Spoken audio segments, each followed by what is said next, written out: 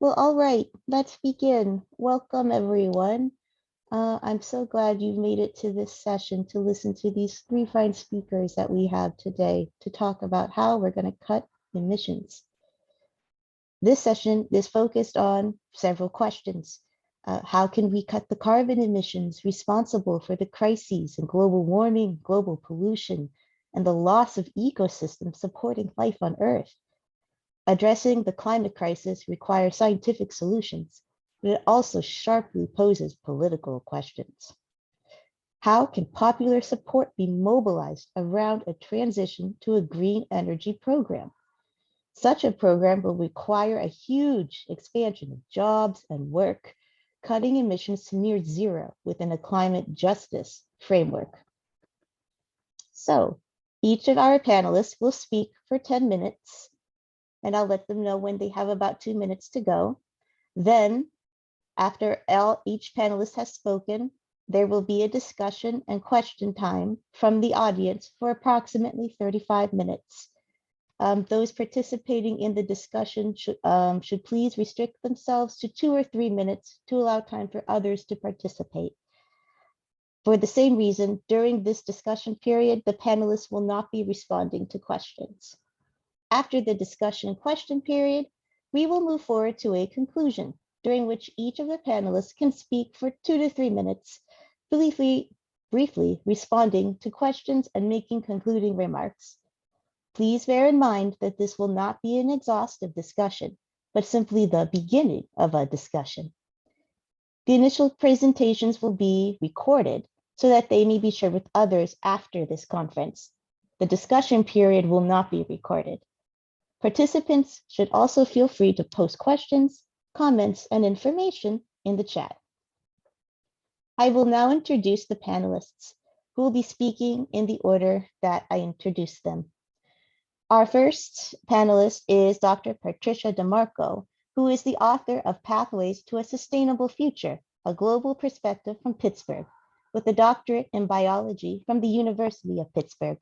She is the Vice President of Forest Hills Borough Council. She has spent a 30-year career in energy and environmental policy in both private and public sector positions, and has been an activist with the Pittsburgh Green New Deal. Benjamin Miguel Alvero is currently the campaign officer of the Philippine Labor Center, known as Central.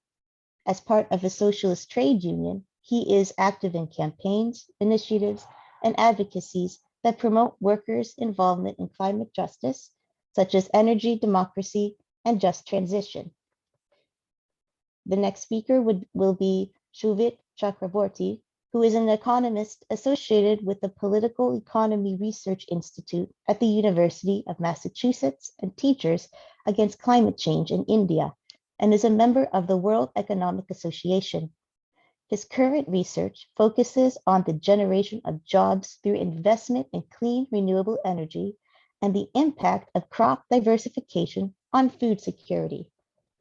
Our final speaker will be Suzanne Jeffery, who is a chair of the Campaign Against Climate Change in the UK and is a longstanding environmental activist and trade unionist.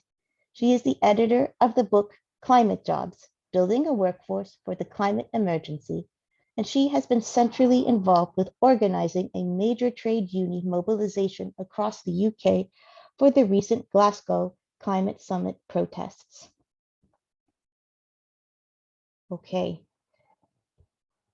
Our first speaker then is Patty DeMarco, Dr. DeMarco. Thank you very much for having me in this wonderful forum.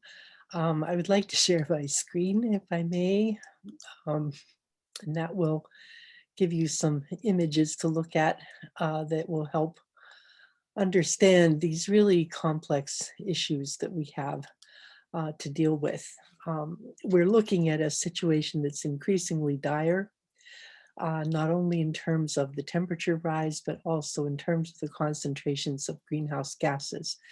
And we're seeing that the renewables begin to account for about 1/3 of global energy as of 2021. However, Coal use has rebounded and has grown by 4.8% in the same time. So we aren't headed in the right direction at this point. We need to recognize that we're facing existential crises in the destruction of our very life support system. We've already reached 1.1 degrees centigrade above the beginning of the Industrial Revolution, and the projections of 4 to 6 degrees centigrade rise by 2050 from feedback with just the existing emissions that we have made already. We have global pollution where 99% of the population breathes in polluted air daily, and every year about 8 million tons of plastic waste escapes into the oceans from coastal nations. We are polluting the entire earth from one end to the other, and that has caused a loss of ecosystems. We are eroding the very foundations of our economies, livelihoods, food security, health, and quality of life worldwide, with over 1 million species threatened with extinction at this time. The laws of nature are not negotiable. We are running against the edges of what it takes for us to survive and thrive on this earth, and we need to rebalance the social safety net with compassion and equity as priorities. We have to restore and protect the living earth that provides our life support system, and that would be fresh air, clean water, fertile ground, and the biodiversity of the interconnected web of life, of which people are but one part. We have to recognize that if we do not preserve the natural earth, the natural living earth, all of the economic advantage that we've made from extracting fossil industries from the ground are coming to naught, because we will not have a livable planet in the end. We need a policy U-turn. Our current policy trajectory, even with all of the arguments that people are making about how difficult it is, does not get us to where we need to be, which is down here in the 1 degree to 2 degree range limit by 2030. We need a U-turn. We have to stop doing subsidies to fossil extractive industries. We have to use the power of government to promote sustainable solutions. That means passive solar design for buildings as a national building code, reusable materials by design, food sourced from regenerative agriculture, and renewable energy systems. We have to establish the regulatory infrastructure to support these things through utility tariffs, restrictions on producing toxic materials, and reversing the supremacy of mineral rights over surface land uses. And we have to invest in communities. If we heal the land, we will empower the people. The transformation to a renewable energy system lies at the heart of this major U-turn that we need to achieve.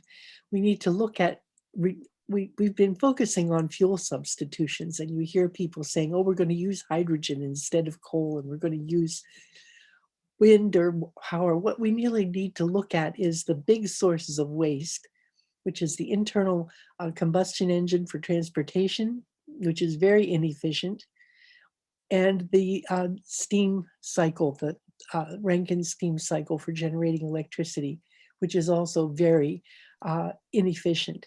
We need to focus on meeting the energy that we actually use to do work from systems that optimize efficiency, establish distributed energy systems across all sectors using artificial intelligence to coordinate them, and electrify the transportation system using a renewable base. If we focus on the work that we need to do instead of on replacing fuels, we can focus on reducing the waste and inefficiency of our system. Second, we need to do regenerative agriculture across the world. This is one of the most important things that was actually included in the Inflation Reduction Act, was 3 years of subsidy support for farmers moving from monoculture to regenerative agriculture processes. You can use transform agriculture practices, and it helps to sequester carbon in the soil. And this is a much more efficient and proven way than carbon capture and sequestration, which has never worked even at the laboratory bench model. Urban and rural agriculture for food resilience also builds community. We have many urban gardeners now emerging in places like Pittsburgh. We have over 400 urban gardens and many organizations that are now helping to turn empty land and wasted land into farm places within cities. We can restore forests and non-timber products in forests, like permaculture for nuts and the production of berries and mushrooms, things that grow in tiers, which preserve a natural ecosystem.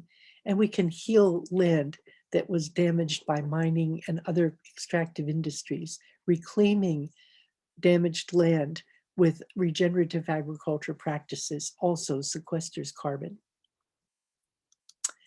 And we need to move from our extraction to trash mode of running our economy to a circular supply chain that is by design taking a minimum amount of new resources and designing things to be sourced, manufactured, distributed, used, and recovered back into a circular system. This can be generated from non-fossil feedstocks like kelp, bamboo, hemp, many other materials that also can be grown in a way that helps to restore the fertility of the land. The job impact of this kind of a transformation has been developed, for example, by ReImagine Appalachia, which did studies for Pennsylvania, Kentucky, West Virginia, and Ohio. And we had, in 2021, we researched issues and developed proposals that came from listening sessions with 45 events, over 15,000 participants working with 50 organizational partners. And not one of them said that we need to make more fossil anything. They had all kinds of recommendations, looking at a $23.6 billion investment over all 4 states would generate 523,000 jobs. This kind of an initiative from people up would actually help to generate a much more robust and shared prosperity for our economy. The renewable energy world does not need to be a world of deprivation. And we need to be active in getting this to happen quickly. 2050 is not that far away. It may be for old ladies like me, but my little niece will only be 28 in 2050. My grandchildren will be 41 and 45 in the middle of their lives. My son and daughter will be looking at retirement. My niece and Sarah and Alvero all have a future that we need to look at and prepare for. And we need to learn to live in harmony with nature. It is not going to work for us to persist in protecting the 20 multinational corporations who have been getting rich at the expense of the general population. And I want to close with this quote from Rachel Carson, which was one of the last speeches that she gave in her life on the pollution of the environment. And she warned us that underlying all of these problems of introducing contamination into the world is the question of moral responsibility, not only to our own generation, but to those of the future. We are properly concerned for the health of those now alive, but the threat is infinitely greater to generations unborn, to those who have no choice in the decisions we make today. And that alone makes our responsibility a heavy one. This is from Rachel Carson. I really think that we need to be aware of our responsibility toward the future. We need to be aware that we have good choices. We cannot be afraid of changing from the past, but going forward in a way that will build a shared prosperity with equity. The longer we delay moving to a restorative and regenerative economy, the more difficult it will be.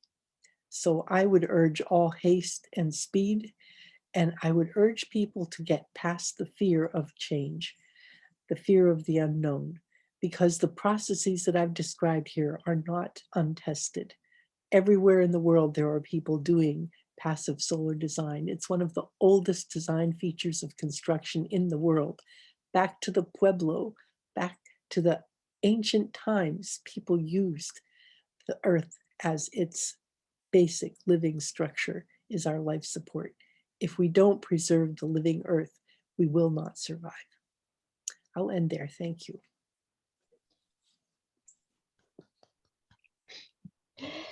Thank you so much, Patty. Our next speaker is Benjamin Miguel Alvero.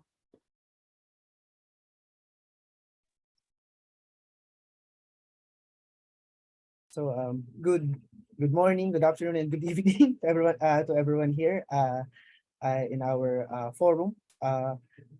I'll be talking about climate jobs in the fight for climate justice. So I will approach the topic at hand from the perspective of organized labor, particularly from our perspective from the global south.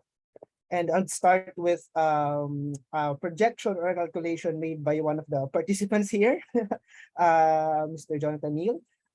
Because when we talk about the climate crisis, as Dr. DeMarco has demonstrated previously, the tendency is to talk about it in terms of there is a crisis. Well, it is true. But behind all the doom and gloom when we talk about the environment, there are actually projections that say that actually we can drastically cut down emissions. So that is what the table here is showing. That actually with the existing technology, with the existing policies that we have either implemented or proposing, we can cut emissions up to 87% from the current levels. But the problem is, and when we talk about the environment, no one would say that they want to destroy nature. I think from the ordinary citizen to the big CEOs of the multinational corporations, I don't think anyone would say that they want to destroy the environment. However, the tendency is when we talk about climate action, it is usually relegated to the individual level. Do you use metal? Do you use plastic straws? Do you recycle, etc., etc.?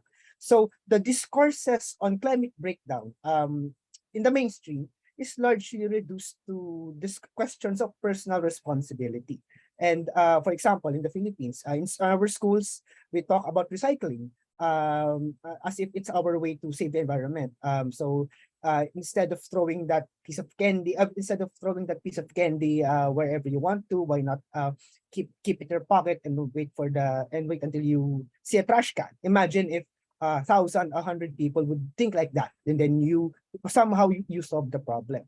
However, when we consider for the question of climate change, when we consider that most of the emissions are actually at the hands of a select few transnational corporations, then individual interventions are largely negated because I can recycle all my life.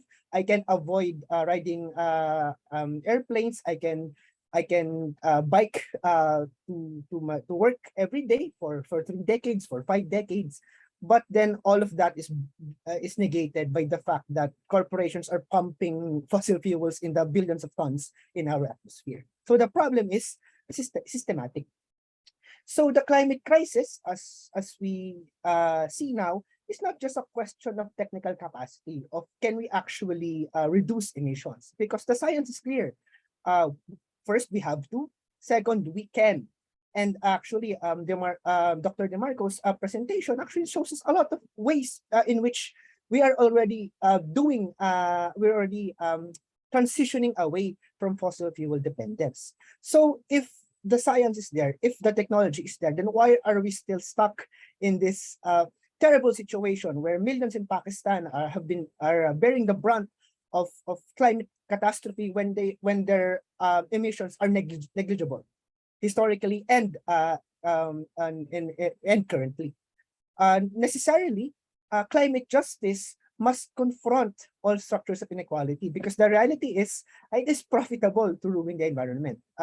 In the Philippines, we are vulnerable to dozens of storms every year. And in our many islands, there is a phenomenon called disaster capitalism. So basically what happens is a community is displaced, or they are forced to evacuate to escape a typhoon. When they come back, their lands are sequestered, land grabbed by a development corporation. So it is profitable to destroy the environment. It is profitable to displace people. And that is all the more true when we're talking about the fossil fuel industry. It is a $1 trillion industry, and a lot of it is fueled by war. So if we're talking about climate justice, if we are serious about reversing the trend, then we need to confront the powers that be that profit from the present environmental disaster. So the simple yet difficult answer is we have to force governments and the private sector alike to embark on the necessary changes to how we structure it or how we go about economic activity. But to do that, we cannot just present them with the science, as we have been for decades. We cannot just appeal to morality, because at the end of the day, this is a question of social power. The corporations that are getting away with environmental destruction have the social power to escape accountability, to buy off judges, to buy off laws, and in some cases, entire governments. So to counter that, we need social power of our own. But how do we get there? So I borrowed this from Neil's book. So I guess the proposal is we need to build majorities. And as a labor unionist, as an activist, this is one of my fortes, or at least one of the things I do often or discuss often, building majorities, especially in the parliament of the streets. So for working people, social power doesn't come from capital, nor does it come from our financial power, but from our numbers. So if the big multinational corporations can buy off governments, our currency as progressives, as environmentalists, as workers is solidarity. This is what we use to fight for our security, to fight for a future all over the world. So in responding to the climate crisis, there is no shortcut. We have to build collective power. We have to build collective action. So the practical question is, how do we get about doing this? How do we convince workers, especially those who are unorganized, especially those who live precariously, who because of the necessity to feed themselves and their families can't really discuss or think about climate breakdown, especially if they're not really directly affected? How do we convince them to act collectively in defense of the environment? In our experience, and I speak from the perspective of Centro, working people usually act and mobilize around issues that directly affect them. So if their livelihoods are at stake, if their homes are at stake, because we also organize informal settlers and the urban poor, and that is usually where you see the most amount of involvement and activity. So to bridge the workers' horizon of experiences and expectations, because as much as we want people to care about the world, as much as we recognize that the world is burning, the fact is, for most people, the horizon of experiences and expectations doesn't really necessarily match together. So how do we bridge that gap? We need to articulate climate action in forms that ordinary people can recognize. And here, the trade unions can play an important role, because this is where we propose that we formulate the concept, the program of climate jobs, as a concrete policy demand and a pillar of workers' participation in the environmental question. And so we understand climate jobs because there are many definitions as the range of decent, dignified, and secure activities that reduce, mitigate, or eliminate carbon emissions in economic sectors where we work.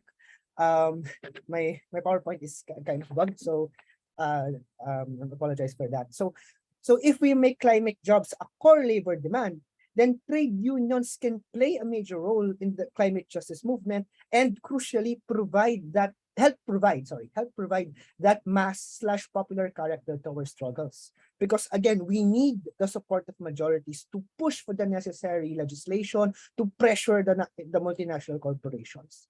So if we focus on dignified and secure work, and we packaged it in a way that we can do this while saving the environment, while decarbonizing. So we will shut down the power plants, but those displaced will have jobs somewhere else. They will be taken care of. Then we articulate climate justice in a way, in a manner that is easy to understand, and workers have a tangible way to make a difference. So imagine you're an ordinary worker. You're working 9 to 5. They're working 8 to 4, 8 to 5. And then and then you know that the line of work you are in is actually helping decarbonize your economy, then that is an easy way to convince workers. That's an easy way to win their support in a way that also does not come at the expense of their core needs and concerns, to putting food on the table, providing for their families, etc. So to end my part, climate jobs is just one pillar. It's just one part of this broader project we're talking about. But again, saving the environment, transitioning away from fossil fuel use is a social struggle. It is actually it can be seen as a class struggle. So this will not our policies, our sound suggestions, our alternatives will not work if one, it is not popularized, and two, if it is not connected to the needs and perceptions of the majority. Because without, as history has shown us, and I speak from the experience of organized labor, the powers that be do not give do not provide many of the rights we enjoy out of their kindness from the bottom of their hearts. Most of the policy reforms, most of the victories that has made life bearable in this planet was the product of collective struggle.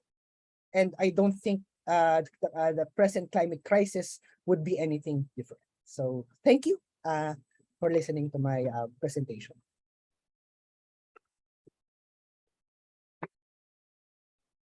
Thank you very much, Benjamin.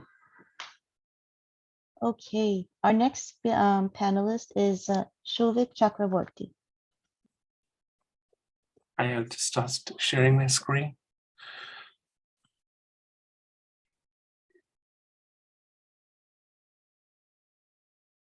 Hello, everyone. Thanks for giving me the opportunity to speak today. And I just wanted to start with this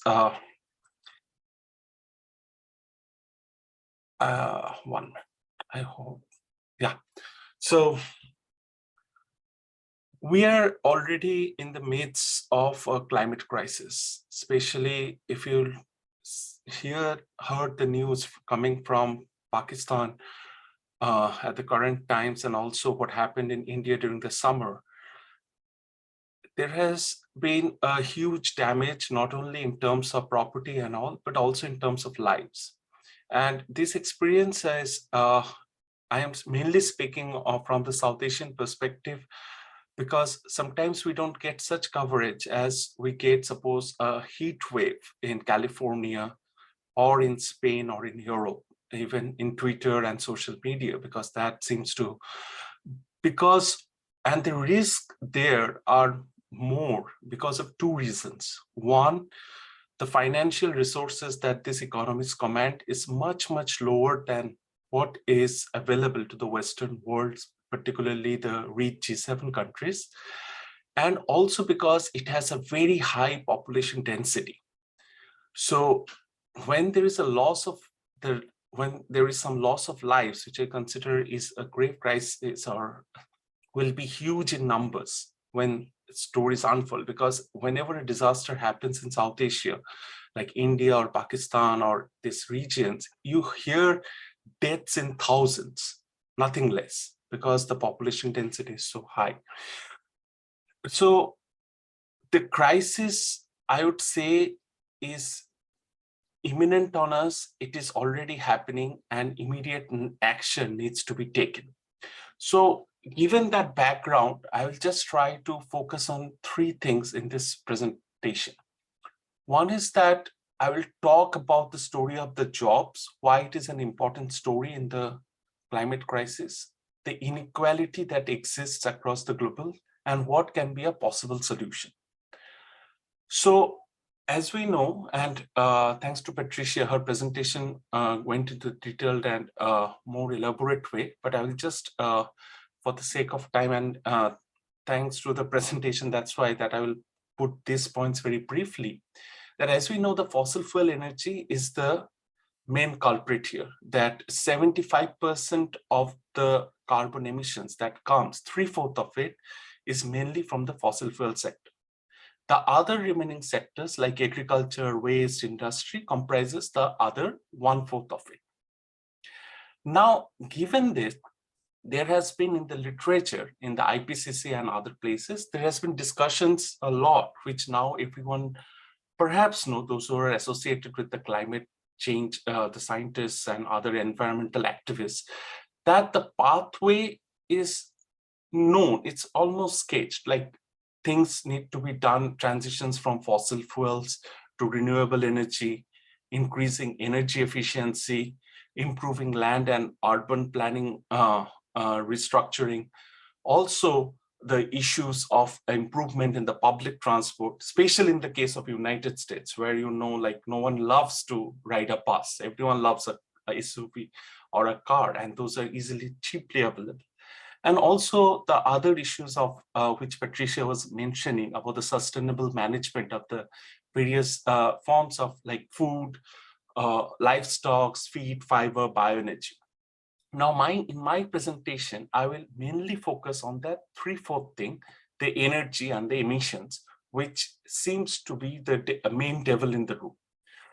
Now, one of the advantage which is there of transitioning from the fossil fuel industry to the renewable energy is that the renewable energy per unit of investment, suppose per $1 million of investment, generates almost 2 to 3 times jobs in the economy. So that's a big benefit for us. In the US, like some calculations done by my colleagues, it shows like, which I have also been a part of, like for suppose when we invest in energy efficiency, it generates around 7.7 jobs per $1 million of investments and 7.5 jobs per for the renewable energy. In fact, Patricia was mentioning the ReImagine Appalachia. We were actually the group which worked on generating those numbers at Perry for the various states. Also, this is true about the developing countries. China, my colleague Ying Chen, she did some calculations which showed for the China that you can create almost 162.3 jobs per $1 million of investment, whereas the fossil fuel creates 96.7. For India, my own calculation shows similar numbers. In fact, it is almost like two times, 2.5 times. Now, why is the job story necessary? The story of employment is necessary because whenever the discussion on climate change happens, it is a question of generations, right? That why will my generation sacrifice for a future generation? So or why will I lose a job for something which I don't even know is uncertain in the future, or why my child will, I don't know, like people may not think like that, as Patricia was saying, that my child will suffer or my grandchild will suffer, of course, but why should I sacrifice my job today? Sometimes because the workers are also suffering, it's not to blame them. The fact is that one can make the story that your loss in jobs will actually help create more jobs. And those who are losing jobs, it's also painful for them. So there the story of just transition comes into the picture. That what can the just transition program entail?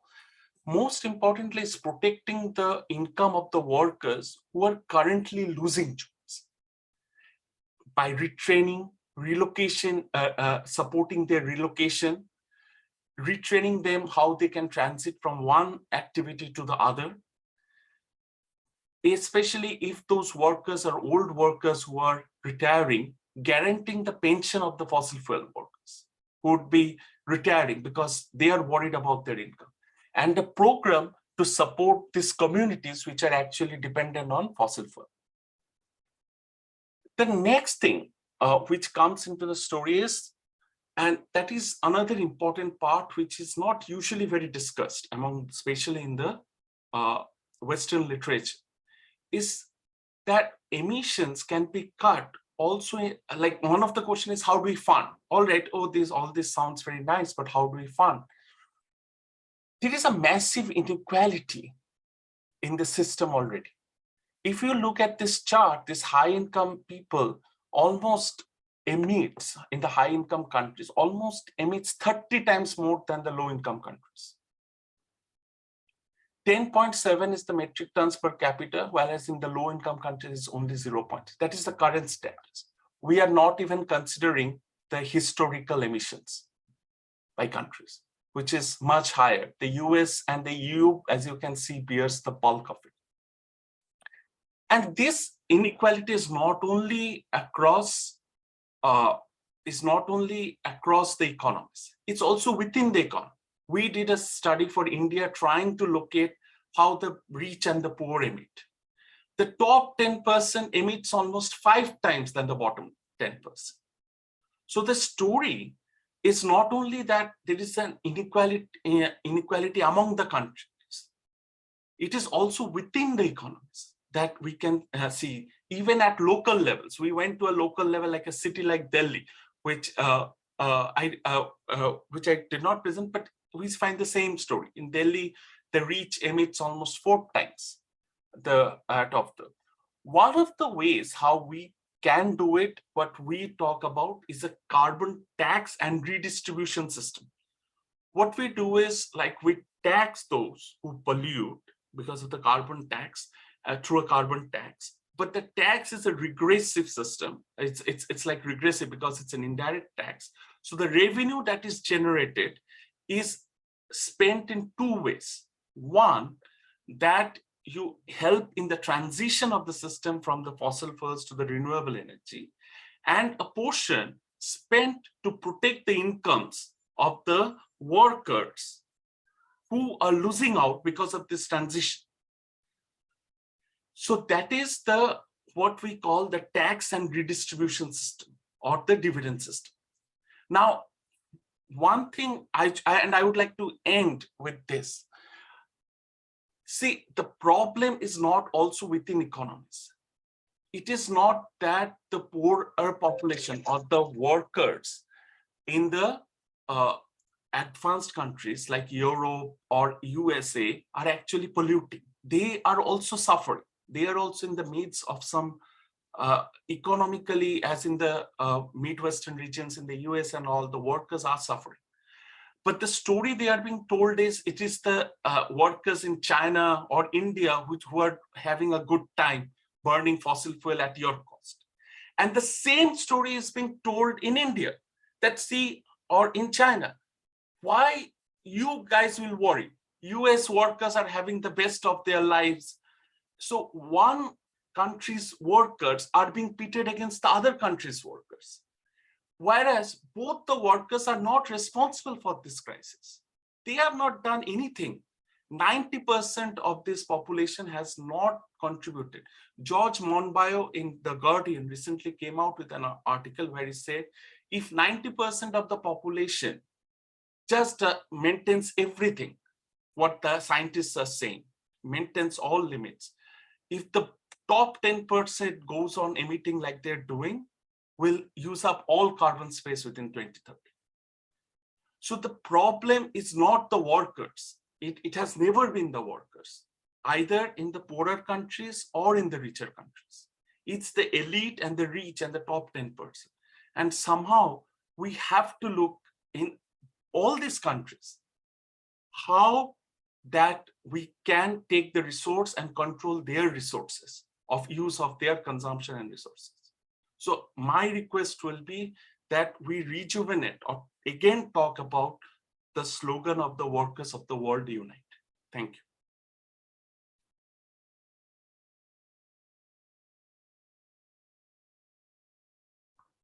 All right, thank you, Shouvik.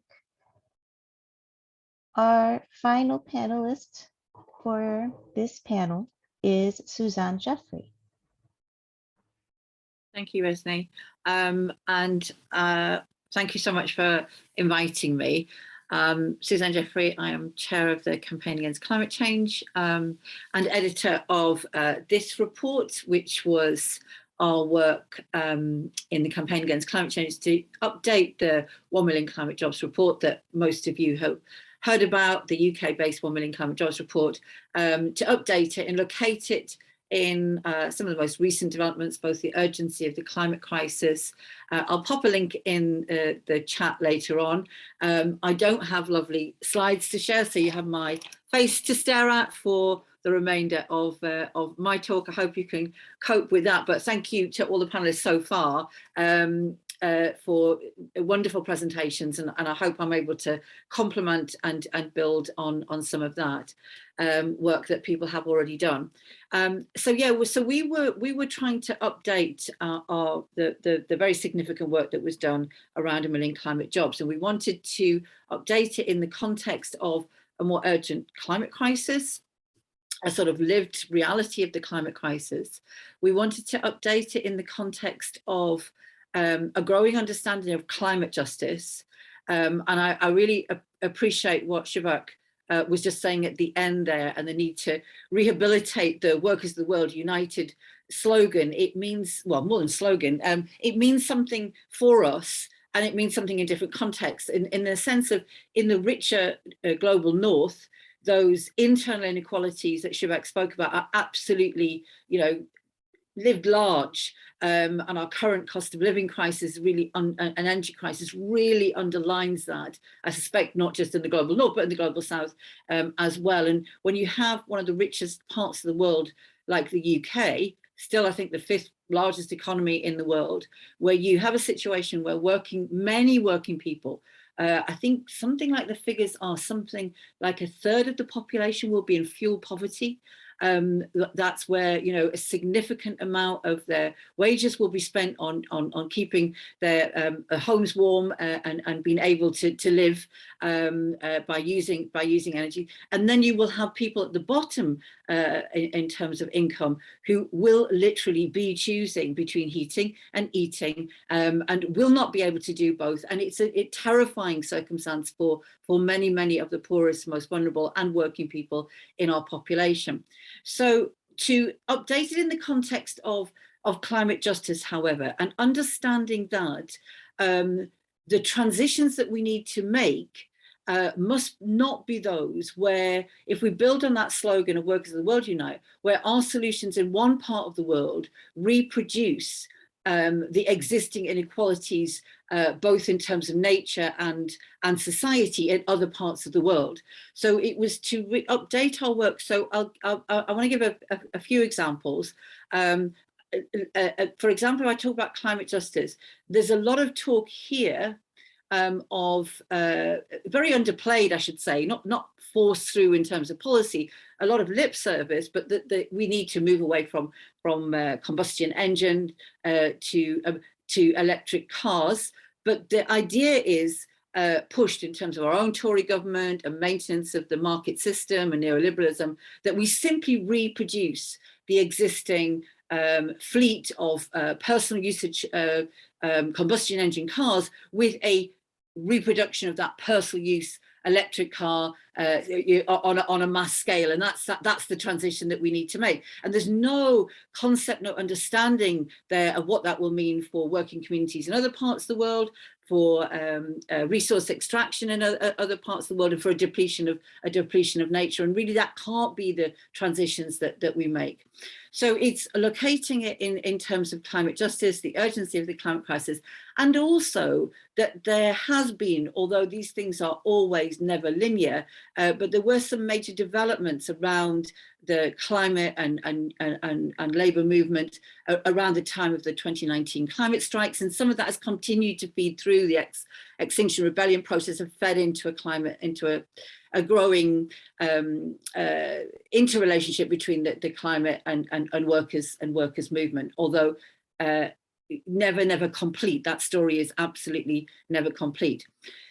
So when we updated the work, I would say there are probably 4 key strands that I want to pull out, building on that framing that we went into it with. One strand that I want to pull out is to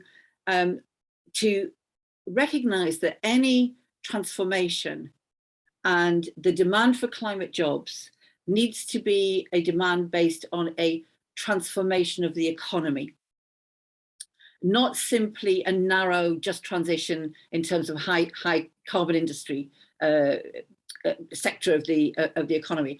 I can't really, better what Patricia, how Patricia portrayed it earlier on with that, the beautiful way that Patricia sort of outlined that kind of transformation of the economy.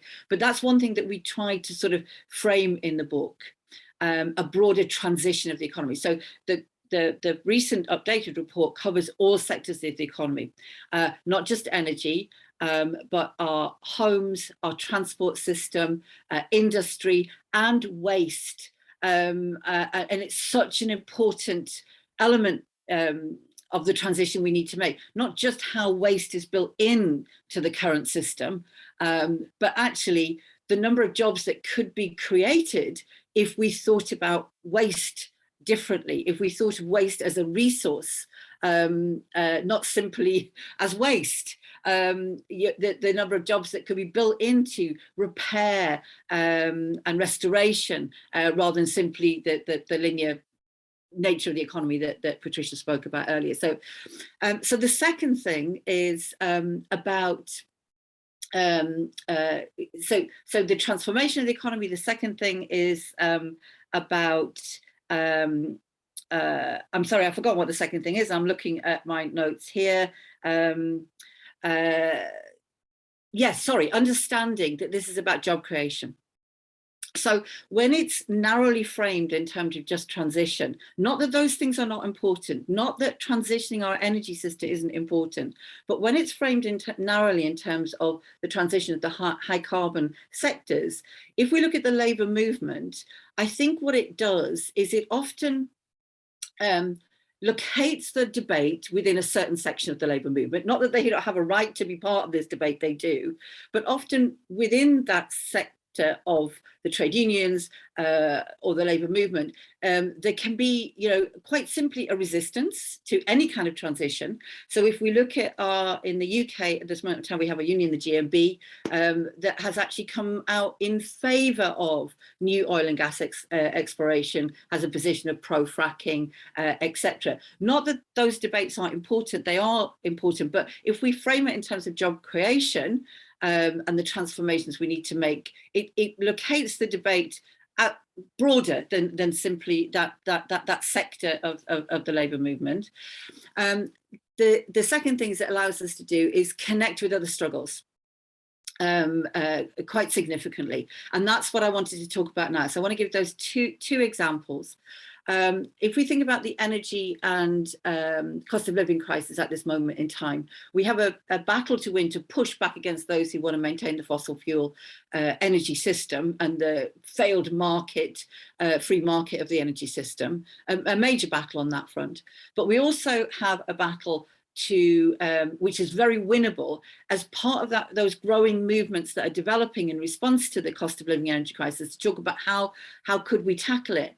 And one way of tackling it is that demand for, certainly in the UK, for insulating our homes. The cheapest energy we use is the energy we don't use. And in the UK, our homes are so leaky, so much energy that we use is wasted. And there is a sort of sense within working class communities that actually insulating our homes is one way of not only reducing costs and fuel poverty, but it's also a way of tackling the ecological crisis that we have.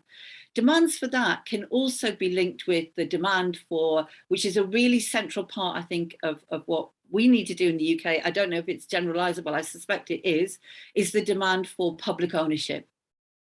If we had public ownership and investment in public jobs again, we could have a national rollout of a programme of work where our homes are being insulated in a systematic way, really achieving what needs to be achieved, and other elements could be fitted into that. That's a possibility to put solar panels on our houses, to bring about the use of heat pumps, etc., etc. It's a public programme of work which really could make some significant differences across a range of different crises. So I think framing in that way allows us to connect to other struggles. And just one more example is in terms of transport.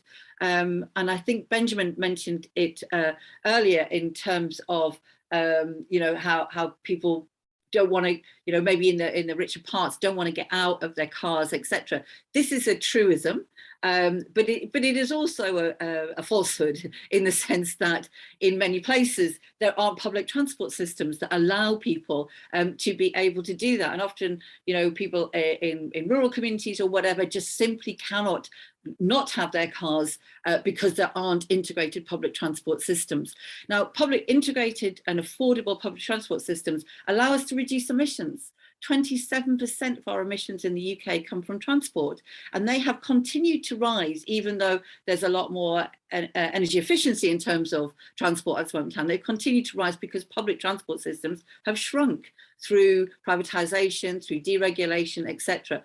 And the demand for integrated public transport becomes one that can connect with the wider struggles that are taking place as well, over cost of living, over energy, and the industrial struggles that are taking place, the strikes that are taking place, certainly in the UK. So I suppose I haven't put my timer on, but I feel I'm definitely coming to the conclusion. I want to conclude by three sort of statements. One is that I think where we can, it's important to do this work where we shift away from a narrow just transition framing to a broader just transformation of the economy. And we need to do that work so both academically, in our campaign organisations, and then look at how we can take that off the pages and into living, breathing campaigns and struggles as part of a wider environmental and labour movement. Secondly, that will provide us with opportunities to popularise these key demands. And we've all spoken about the need for social power to deliver what we're talking about. I think it's only when we can popularise these key demands will that social power and the demands sort of match up. I can see a tipping point here where at least those two demands could become part of a living, breathing movement in the UK, the demand for a wider integrated public transport system and for insulation of our homes. And that tipping point then unlocks some other things. What kind of energy system do we need, etc. The final thing is this, that public ownership, I think, is a central demand. And I think it's one that we need to fight for within the labour and trade union movements that we're part of, but also within the environmental movement. And again, I do see some potential tipping points coming here where I feel that the allies within the environmental movement are starting to take up these demands, as well as them coming to the forefront of the trade union movement, certainly in the UK at this moment in time, which is not to minimise the very real challenges that we are all facing and the continued urgency of our struggles.